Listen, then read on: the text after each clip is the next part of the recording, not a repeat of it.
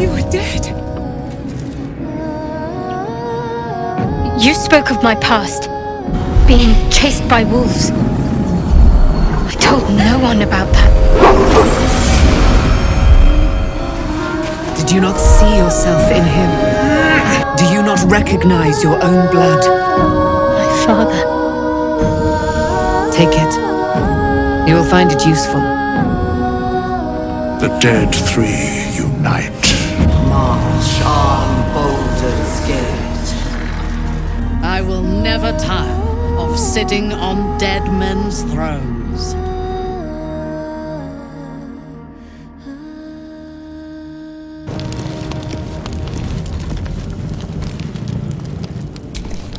As you approach Minthara, you feel her mind reaching out to yours, tentative and curious. Then it retreats, soft as a whisper. Sorry. Old habits. I did not ask permission. When we first met, before moonrise, I intruded on your thoughts without hesitation and took what I needed from your memories. I would not do that again, unless I had reason to think you were hiding something from me. And I do not. I did not think we would ever share anything more than an uneasy alliance, born of our mutual enmity for the Absolute. I was wrong. A deeper bond has grown between us. I trust you. But I would like to touch your thoughts again, now that my mind is my own. May I?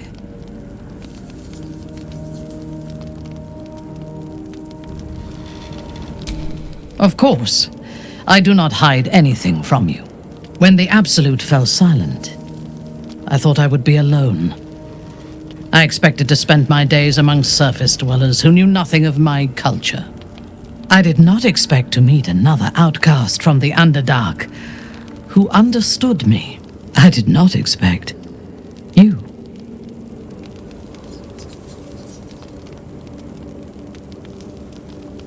I have been told that I am special since my mother first held me in her arms. The burden of expectation. Before the Absolute, I lived a life of certainties. I knew that I was destined for greatness because I was born to it. I also knew that my inherited privilege came with a cost. That the bonds of fellowship and family could be broken by envy and ambition. I could not enjoy the taste of food for fear of poisoning, and I could not enjoy the company of lovers and friends because I feared they hid knives behind their smiles. In spite of the danger, I was happy. I knew myself, and I understood the world around me. Now, nothing is certain. Without Lolth, without the Absolute, without my home, I do not know myself. But you do, I think. Show me myself through your eyes. Let me see what I am to you. She joins her thoughts with yours, and you are as one. You share in her strength of mind and formidable will, but also the doubts that eat at her conviction. Those doubts cluster in swarms, and the thickest is around her sense of self. She pushes past, revealing the image of her you hold in your mind. What does she see? The cold shell of Minthara's mind melts away, and you are drawn into the heart of her, warm, passionate, and dangerous. I have never lacked confidence, but this conflict seems so much bigger than the two of us. It frightens me. I do not know if we will survive it, but whatever life remains to us, I would gladly spend it fighting at your side and lying with you at night. Her mind touches yours, feather light and hesitant, a stark contrast to the confidence with which her thoughts intruded on yours in the past. Tonight, there will be no voices, no orders, no gods. I belong only to you. To me?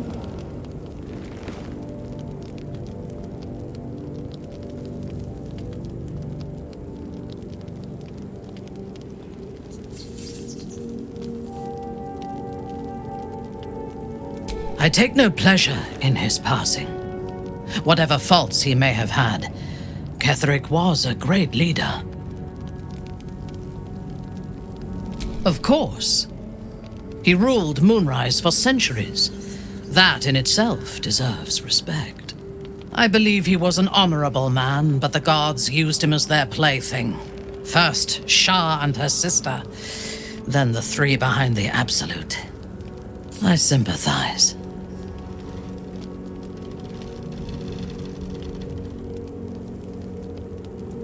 It is a sharp mind that feels sympathy for one who suffers unnecessarily, not a soft heart. I saw strength in Ketheric that had been diluted by pain, but I will never forgive him for handing me to Orin.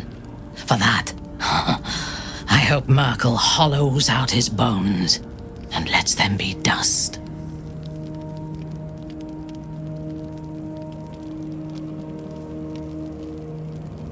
A true soul came to my city preaching a message of togetherness, accompanied by 2 novices.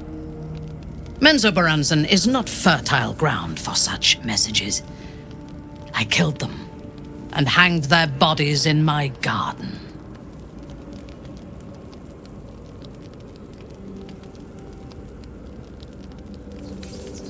I thought so too. This world is full of fools, after all.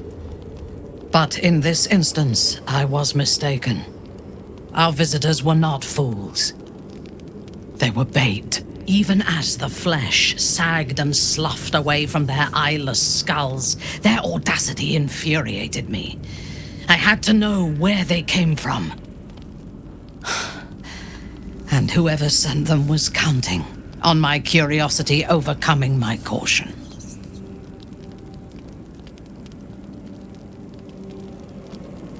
Yes.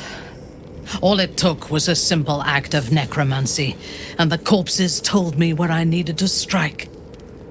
Moonrise Towers. No. I was prepared for combat, but I intended to strike subtly.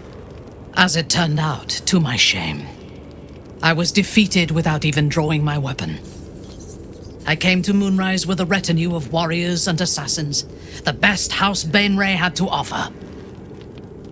I expected a battle, but found a fully laden feast table and a welcome befitting a house matron.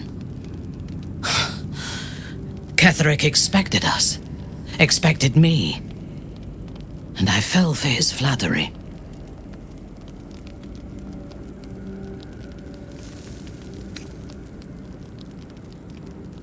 Perhaps I deserved what came after the welcome as well.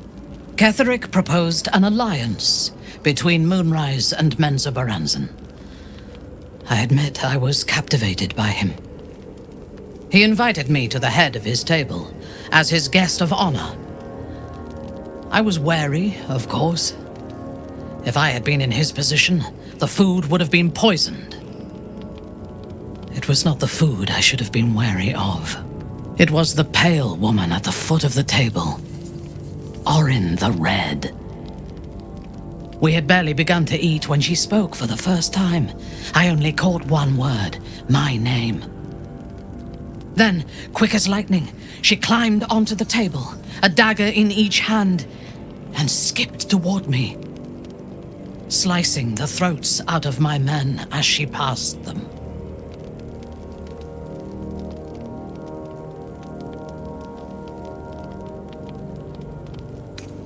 Few things frighten me.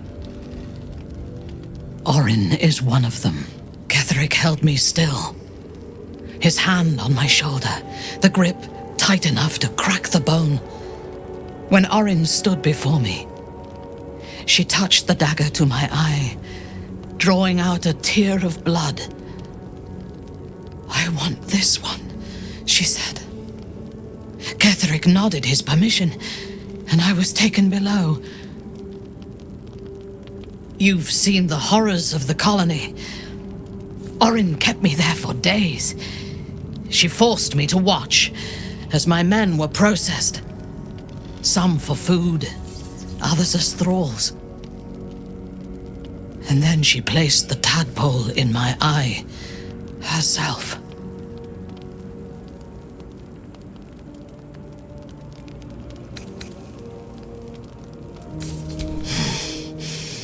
That is certain. You know the rest as well as I do. There were massacres before the Grove. Religious communities mostly. Those who refused to convert. Then there was you, and now there is freedom. Soon there will be vengeance.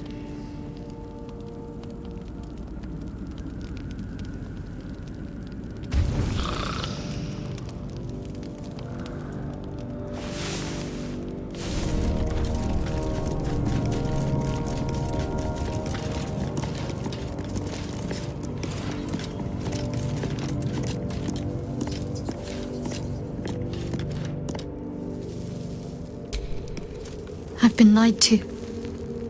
My whole life. And I was gullible enough to just believe it. My parents are alive, and I have to save them. I think a part of me always knew that.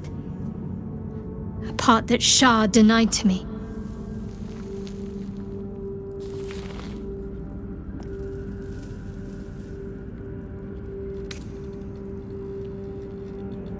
Indeed. But the truth may yet prove painful. Who knows what Shah still keeps from me? We'd better press on for now, and hope we're ready when the moment comes. But before that, there's one thing I need to see to. You'll see for yourself soon enough. Just leave it with me.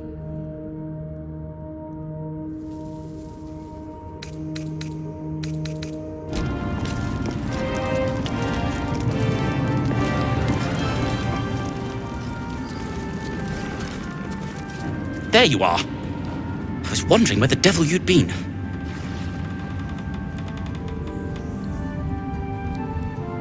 Who? Oh, right. Well, forget about that, Magungus. We have more important things to worry about. Like Wulbrin. Oh, forget about that. Wulbrin and the Iron Hand Gnomes are planning something dreadful in the city. They have rune powder, they have motive. We have to stop them. Because they're a gaggle of vindictive crybabies with no sense of propriety. That is to say, they gabbed about their plans like a geese, and I overheard them. Like a very devious goose.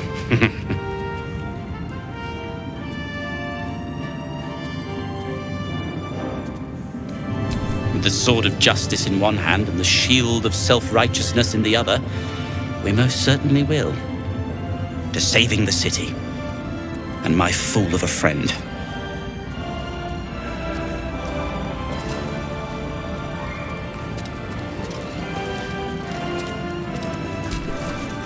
I owe you an apology.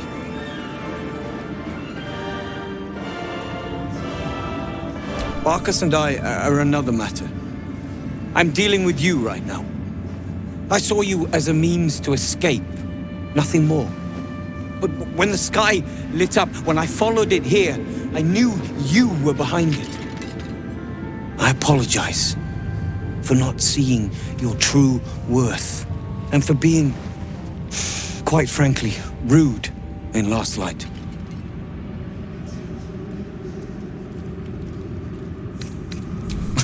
Gracious as well as impressive. A fine combination. And that's precisely why I want you by my side in Baldur's Gate. The Iron Hand Gnomes are going to save the city. And you can be part of it.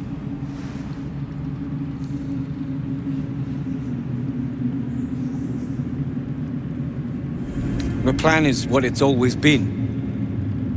To bring the work and innovations of the Iron Hand Gnomes to every corner of the realm. Problem is, Baldur's Gate is sick. Once the pinnacle of greatness, it's eating itself alive to save itself from starving. Find me in the city. And once you see what it's become, you'll know that I, and I alone, can stop it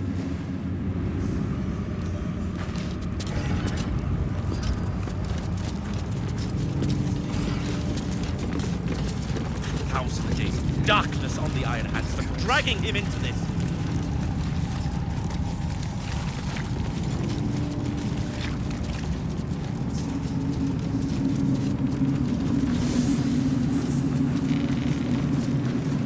We leave the heart of the Absolute alive, thanks to you. You did well to defeat Ketheric. But Ketheric was only the first to fall. There are many more battles ahead, and they will not be so easily won. You will need allies.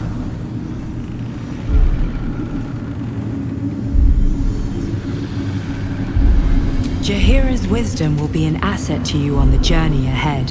Her harpers too. But if we are to succeed, we will need others.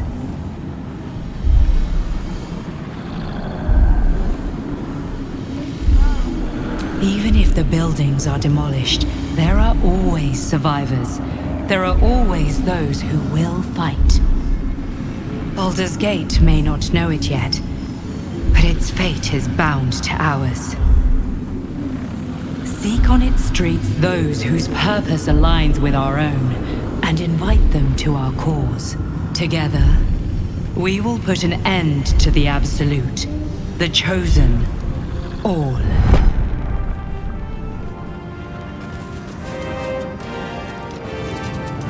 The road to Baldur's Gate is west of the town. If we hurry, we'll arrive before the Absolute's forces. Well, I'm waiting for you. Better be. It hasn't been that long. Seems like forever. Ketheric may be gone, but the shadows remain. On our guard.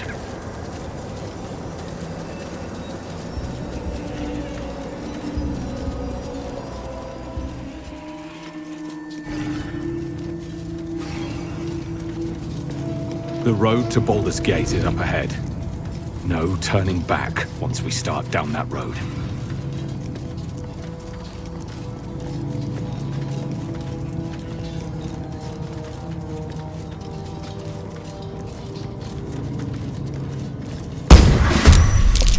Well, Wargaz failed to kill you. I won't make the same mistake. I will not know fate.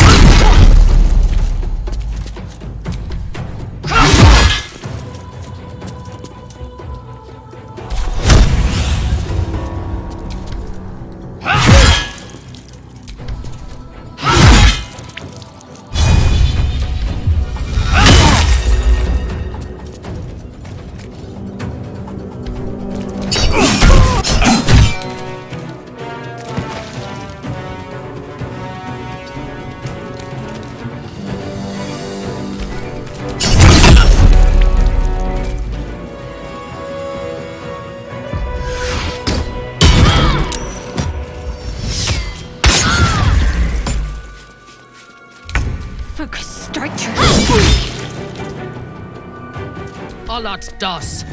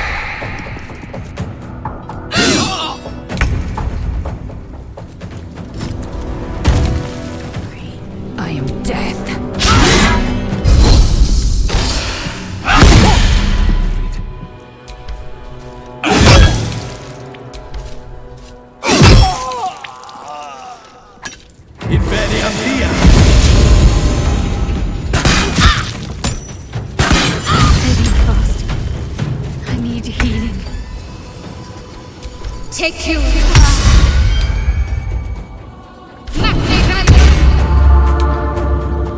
Fresh order.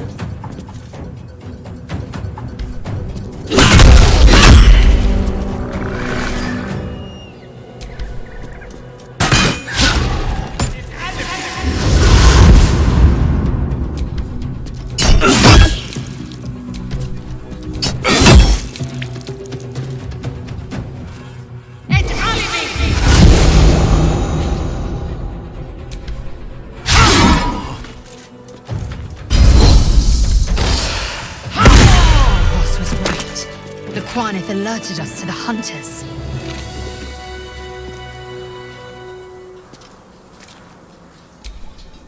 It is as we knew. My people have turned their blades against us. They will emerge from the shadows and descend from the skies, and we will grant them their only just fate. Death.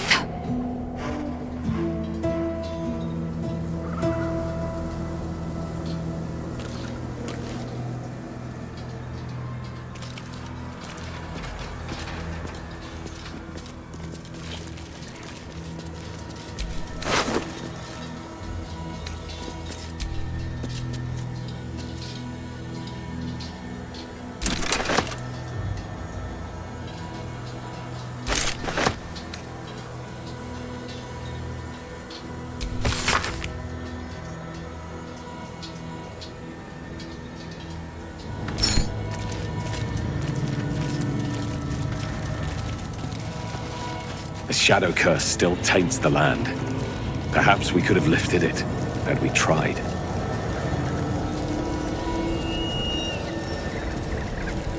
The Absolute's armies are on the march, and Baldur's Gate is their target. Ketheric is defeated, the path ahead clear. You should be elated. The sight of the land you leave behind does nothing to alleviate your sorrow.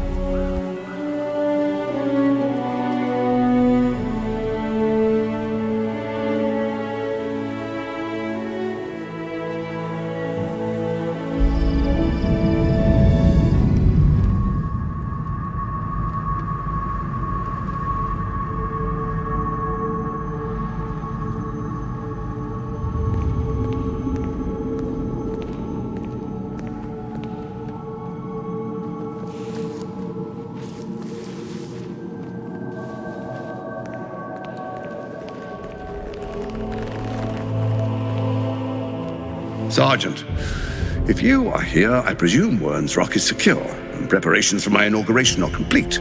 No, Lord Gortash. We were interrupted. Another quake in the lower city. More severe this time. So you came cowering to my chambers? I'm flattered, Sergeant. But even I cannot command natural phenomena to cease. Forgive me, my lord, but there is panic in the streets. The people are afraid. Perhaps the people would be calm if you kept your nerve. I expect better from the flaming fist than to run scared from a slight tremor in the earth. Get back to your duties. Duties, duties, duties. Patrolling and saluting and following and bowing and scraping and yes sir, no sir, rip and cut your throat, sir. Your plan is falling apart, lordling.